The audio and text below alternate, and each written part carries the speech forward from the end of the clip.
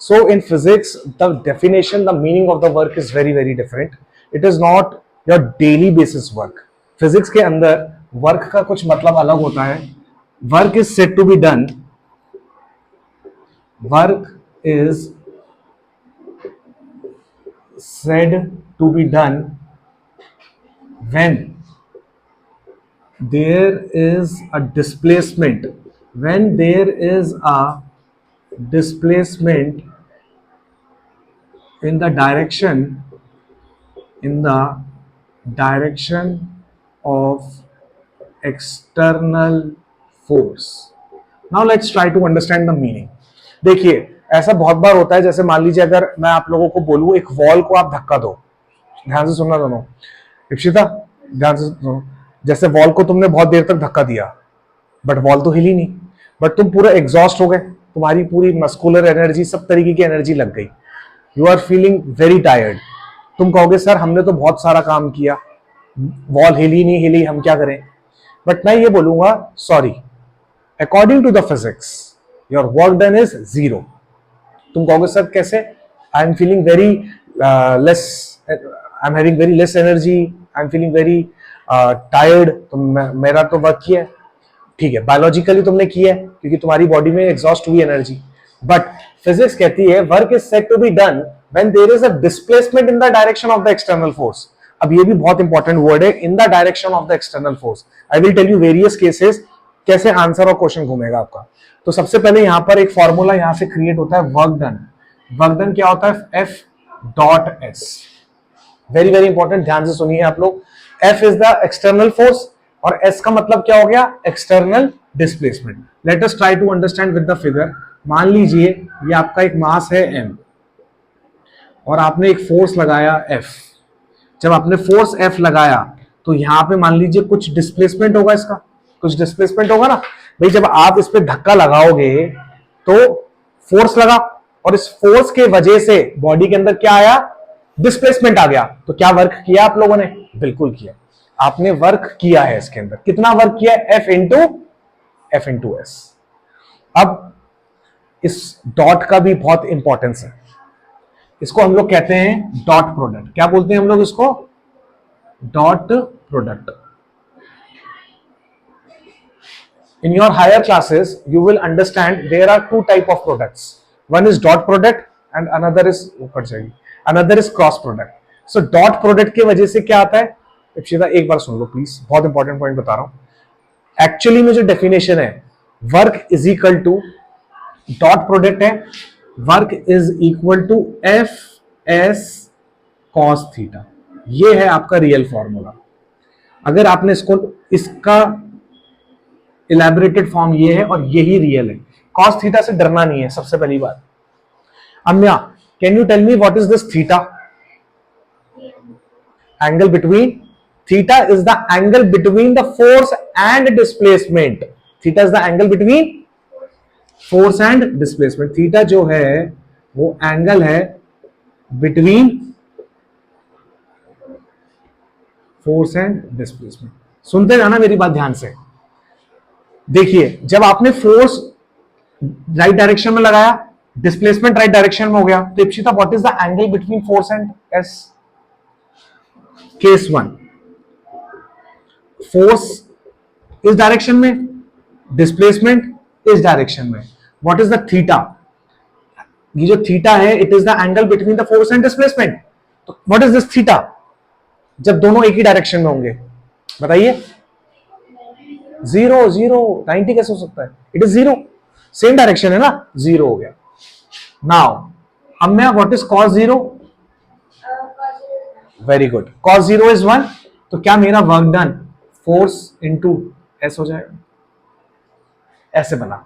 Original formula है F S cos theta. Theta is the angle between force and the displacement.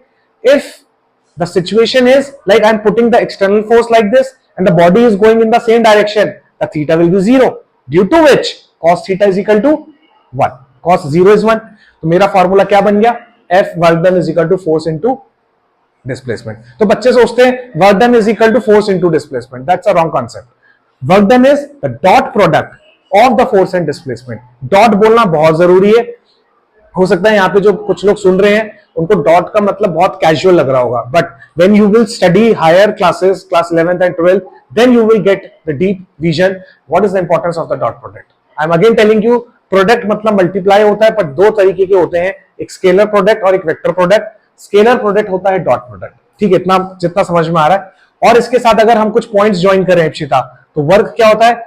Work होता है एक scalar quantity. एक another important question, क्योंकि हर physical quantity scalar है या वेक्टर है ये जानना जरूरी है. तो क्या ये मैं एक पॉइंट लिख सकता हूं, work is a scalar quantity. अच्छा, दूसरा इंपॉर्टेंट क्या है इसकी SI unit. Ipsita, do you want to say कि एसआई यूनिट ऑफ वर्क क्या होगी? What is SI unit of work? हाँ, मैं बताओ. Newton metre. क्योंकि F इंटू एस है ना, मैंने आपको बताया था किसी भी फिजिकल क्वांटिटी की एसआई यूनिट आप निकाल सकते हो. ये मत सोचो कि मैंने नहीं सुना, मुझे नहीं आता. नहीं आता तो मैं निकाल सकता हूं. कैसे? F की क्या होती है? न्यूटन. डिस्प्लेसमेंट की मीटर. तो can I say the SI unit is newton metre. और एक और यूनिट होती है जूल्स. क्या होती है? Joules. Because work is considered as a energy. This is damn important. अब मैं ध्यान से देखो इधर, वर्क एक एनर्जी होती है, तभी चैप्टर का नाम पड़ा work, energy and power. Work और एनर्जी को साथ में आपको पढ़ाया जा रहा है, क्योंकि वर्क क्या वर्क एनर्जी होती है? बिल्कुल. Work is a energy. Work is a energy. Work is a scalar quantity. Its SI unit is joules or Newton meter. The formula is Fs cos theta. Theta is the angle between the force and the displacement. Now let us consider some cases. If the force and displacement is acting in the same direction, my formula is F into S. Now let me tell you another case. Let me tell you the another case, case 2. क्या पता कुछ ऐसी situation हो कि मेरा force पीछे लग रहा है और डिस्प्लेसमेंट आगे है. जैसे कि फ्रिक्शन. जब मैं चलता हूं, when I walk, friction acts backwards but I am walking in forward direction. तो क्या फोर्स और डिस्प्लेसमेंट का डायरेक्शन उलट गया इस केस के अंदर? मतलब फोर्स डिस्प्लेसमेंट इस डायरेक्शन में है और फोर्स इस डायरेक्शन में है. तो बताओ इस केस के अंदर वर्क डन कितना हो जाएगा? Minus times of F S. क्योंकि जो कॉस 180 होता है वो क्या होता है? -1. कॉस 0 होता है 1, कॉस 180 क्या होता है? -1. तो जब भी कोई दो चीज सेम डायरेक्शन में है तो थीटा आपका 0 हो जाता है. जब अपोजिट डायरेक्शन में होता है तो थीटा आपका 180 होता है. बोलो, बात समझ में आ गई? देख रहे हो तुम कैसे चीजें चेंज हो रही हैं? फर्स्ट केस में Fs था, दूसरे केस में -Fs हो गया, क्योंकि the angle between them is opposite 180 degrees. दो चीजें जब अपोजिट ऐड करती है तो एंगल क्या होता है? 180 डिग्रीज होता है. अब ये हम एक केस 3 भी कंसीडर करेंगे which is very very important. तब तक आप इसको नोट करिए और समझिए. So case 3 is going to be when the force and the displacement, when force and displacement are perpendicular. अब हो सकता है कुछ बच्चों के दिमाग में ये आ रहा हो कि सर फोर्स और डिस्टेंस 90 कैसे हो सकते हैं? I am going to quote 2 important examples right now. Please listen it very very carefully. Okay, सबसे पहले हम कॉन्सेप्ट ये समझ लेते हैं कि मान लीजिए कि डिस्प्लेसमेंट ऐसे हो रहा है, इधर देखिए, और फोर्स नीचे लग रहा है. तो फोर्स और डिस्प्लेसमेंट के बीच में जो थीटा है वो कितना होगा? 90 डिग्रीज होगा. And what is cos 90? 0. तो हमने बताया था वर्क डन होता है F into S into cos theta.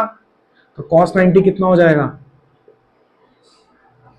तो इसका मतलब वेन एवर, इसका मतलब क्या हो गया? जब भी सर फोर्स और डिस्प्लेसमेंट आपस में 90 डिग्रीज बनाएंगे तो वो वर्क डन नहीं करेंगे. चल रहा है, देखो मैंने क्या बात बोली थी, ध्यान से सुनना एक बार. Ipsita please hold. I told you one thing. A work is said to be done when there is an external force which leads to the movement displacement in the body. तुम कहोगे सर फोर्स भी लग रहा है, displacement भी लग रहा है, तब भी आप कह रहे हो कि वर्क डन 0 है. क्योंकि मैंने आपको यही कहा था, work is equal to Fs cos theta. Work is equal to F S cos theta. तो कॉस थीटा का अपने आप में बहुत इंपॉर्टेंस है। You have to understand what is the importance of cos theta. So I hope you are clear with this. Now let's try to understand with the example. Suppose example 1 अगर हम लेते हैं, जैसे कि मान लीजिए एक कूली है। कौन है? एक कूली है। ध्यान से सुनना। Coolie is a man who carries bag on railway station, like, ठीक है। So this is a bag of mass m. He is walking like this. ऐसी तो वॉक करेगा बेचारा, मतलब कूली जो है, कूली ऐसी वॉक करेगा। अब क्वेश्चन आपके पास आया, वर्क डन बाय ग्रेविटी क्या होगा? What is the work done by gravity? बहुत ध्यान से सुनना सर। अगर आप वर्क डन बाय ग्रेविटी निकालना चाहते हो तो फोर्स बाय ग्रेविटी तो आएगा। ग्रेविटी कितना वर्क कर रही है, ये कब निकलेगा? जब आप वर्क डन बाय ग्रेविटी क्या होगा? Force by gravity into displacement. और ग्रेविटी हमेशा क्या कहां ऐड करती है? ग्रेविटी हमेशा नीचे ऐड करती है। Gravity always acts downwards.